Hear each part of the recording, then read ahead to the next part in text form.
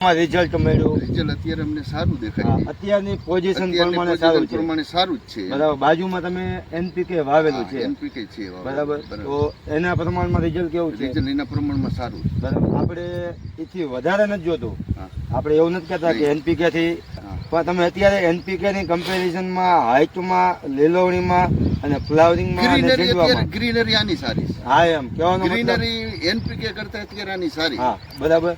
આપણે કોઈ ખોટા વખાણ કરતા ખોટા વખાણ કરવાય નથી. હા, બરાબર. હોય એવું જ કહેવાય. હોય એવું જ એને દેખાય. બરાબર. કોઈને જોવો અને મેં જીવેટ થી હા આમાં આ ખાતર સિવાય બીજા કોઈ પણ ખાતરનો ઉપયોગ મેં કરેલ નથી. બરાબર. બરાબર.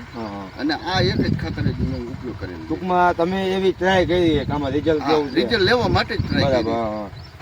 કેટલા એકરમાં તમે વાપરેલું છે? આ માનો કે 2 એકર ને માથે 2.5 એકર જેવું છે. 3 ગુણી આપણે વાપરેલું. બરાબર.